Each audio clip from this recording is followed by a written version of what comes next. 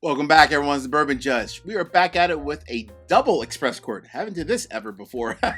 So today for our double express quart, we're going to do Discovery Series 12 and Parker's the 14-year malt whiskey. Yes, extremely excited. All right, let's dive into it. So first, I'm going to go ahead and pop both of these. So we're going to start with the Bardstown Bourbon Company Discovery Series number 12. I got to give a huge shout out to my good friend and patron, my buddy Brandon.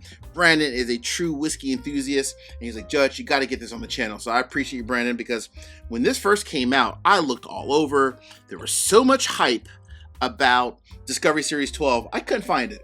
But luckily, my friend Brandon, he has it in his collection, so he was like, Judge, get it on the channel. So shout out to you, Brandon. I appreciate you, my man. And then we have Parker's 14-year-old. This one came out, and I will say I was a little bit, let's just call it, questioning whether or not if I would like it or not. And it's pretty hefty price tag. But, you know, reached out to my good friend Jason. He was like, hey, Judge, if you want to try it, get on the channel, whatever, I'll give you the rest I have of my sample. So thanks, Jason C. from Master Drum. I appreciate you giving me the sample of the Parker's malt whiskey. All right, we're going to dive into both of these. So let's first start with Discovery Series number 12. This is obviously not the bottle. This is an older release. Of course, I'm using the sample again from my good buddy Brandon. So when this one came out, lots of hype about it. I think primarily the hype was based off of the fact that we had a couple things. Number one, the actual whiskey in the bottle itself. That was the major hype, I think. It consists of 3 Kentucky bourbons. 2 of them are 10-year-old Kentucky bourbons, and the third was a 14-year-old Kentucky bourbon. So essentially 92% of the whiskey, if you kind of average it out, was aged 12 years. So pretty much it's a 12-year-old Kentucky bourbon. The other 8% also happens to be a Kentucky bourbon, and it comes from Bardstown Bourbon Company, their own whiskey, so a little bit younger, 6-year-old, if you will. But I think there's a lot of the reason why the hype that was out there and the reason why it sold out like super quick is because of the fact that the majority of this, if you think about it, it is a 12-year-old Kentucky bourbon. On average, from a proof standpoint, 115.2, so 115.2 proof. MSRP anywhere from like 140 to 150, which is actually not bad if you think about the fact that the majority of the whiskey in the bottle is essentially kind of aged 12 years. Not bad at all for $140 to $150 price tag. So I respect Bardstown for doing that, but Bardstown, they always do great things. I mean, they're just a great company. So, all right, let's go ahead and get into this. So I will say last night, I sampled a ton of different Discovery Series releases, like 5, 6, 8, 9. There was a lot of them. And I wrote down all my notes. So I have in my brain, because I'm going to give you 2 judgments. Number 1, is this a buy? And then number 2, is it really worth the hype? Is it that much better than all the other releases, which what a lot of my friends did tell me. So we shall see. We shall see. All right, here we go. Let's get into the nose. Ooh, that's nice on the nose. Can't lie there. Oh, man. Very nice on the nose. Wow. What I like about the nose is actually I get a good bit of like a deep, rich caramel, brown sugar, peppery spice note. Very peppery. Wow. Very nice. Some pepper, some leather. Some brown sugar. Oh, wow. Even like some darker fruit notes in there in the background, like a blackberry kind of a note. Very nice. All right. The nose, I can't lie, is absolutely amazing. So it is an amazing nose. All right. Here we go. Disco 12. Was it worth the hype? We shall see. Cheers.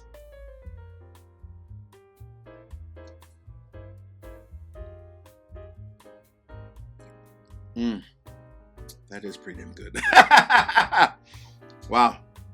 All right, that is pretty good. It's very, like the palate, it just coats the mouth so well. That caramel, brown sugar, peppery kind of note with a little bit of leather, that was in the nose. That transferred to the palate. very thick and like rich, right? Very thick, very rich. And it's honestly what you think about, because you think about the Discovery series, it's always a blend of different whiskeys in the past. The majority of the other releases, they've used some Tennessee, some Dickel, they've used Ontario, like some Canadian whiskey from Ontario, they've used Georgia whiskey in the past, but always older whiskey with older age statements. This is one of the few that I think might be one of the only ones where they actually use pure only Kentucky bourbon themselves, right? 3 different expressions from 3 different distilleries, plus their 6-year-old from themselves. So this is very unique. This is nice. I can't lie.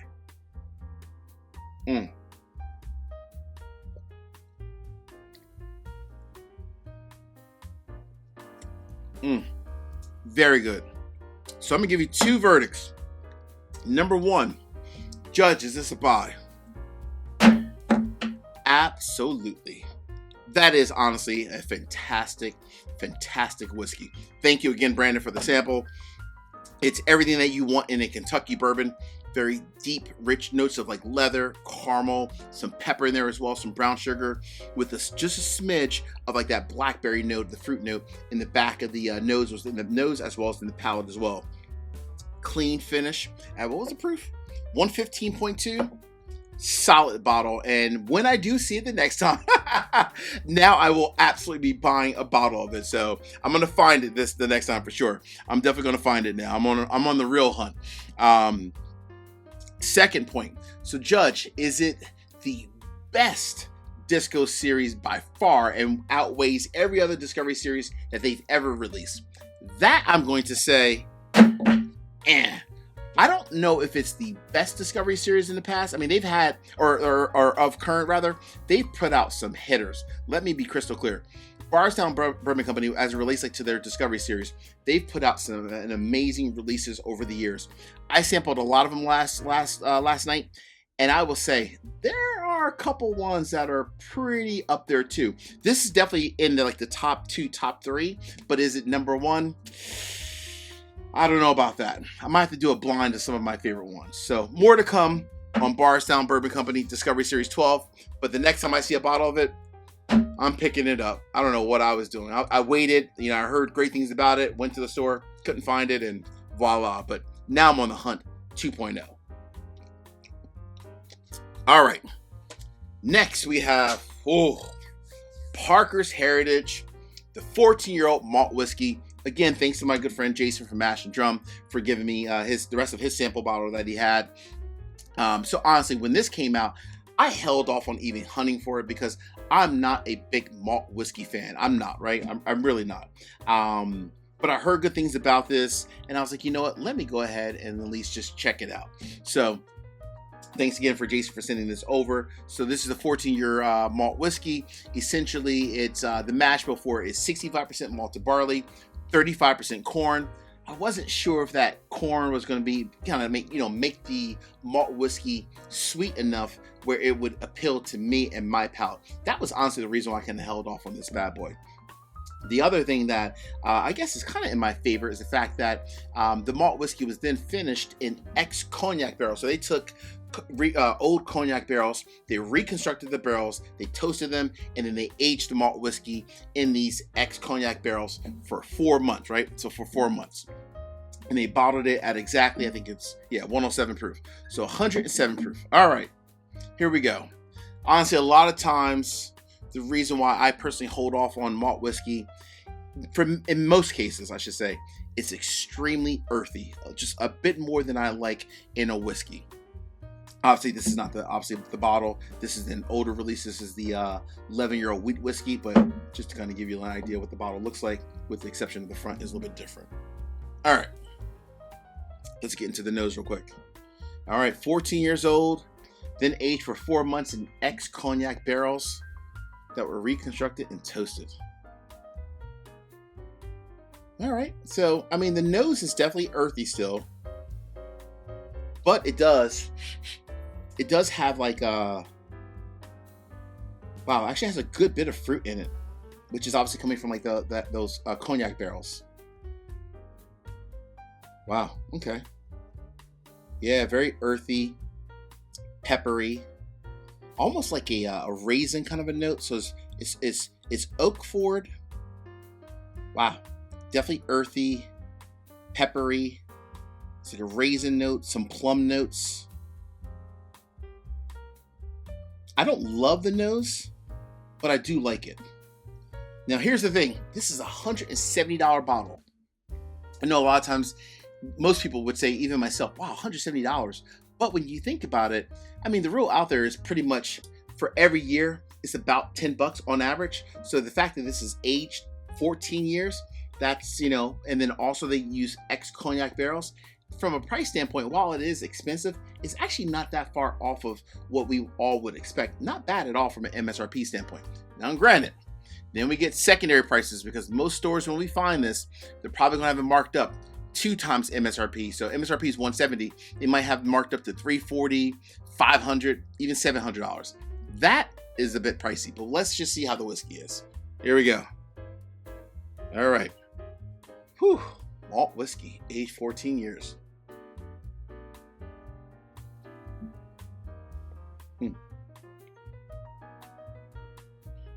Oh, okay. It's nice. It's honestly much better than I expected. I'm not gonna lie. That's grown on me a lot. The number one thing that comes through the palate is like a raisin chocolate kind of a note. Very like raisin, chocolate, plum type of a note. So you still get the earthiness that you normally would with a standard malt whiskey, but it's definitely calmed down because it's offset by the cognac finish. There's like that plum, fruity kind of a note, but it also has like a raisin note in there and a chocolate note as well. Not bad at all, actually. Not bad at all. Let me get a little bit more. The nose is decent. I don't love it, but it's decent. All right, here we go. Hey, real quick, 3 quick easy favors. Number 1, hit the like button. Number 2, drop me a comment. Let me know, what are your thoughts? Have you tried either one of these products before? The new Discovery Series 12, as well as the Parker's 14-year malt whiskey. And if so, what are your thoughts about it? Last but not least, please make sure you all subscribe to the channel and hit the bell so you get notification each and every time I release new content. Cheers.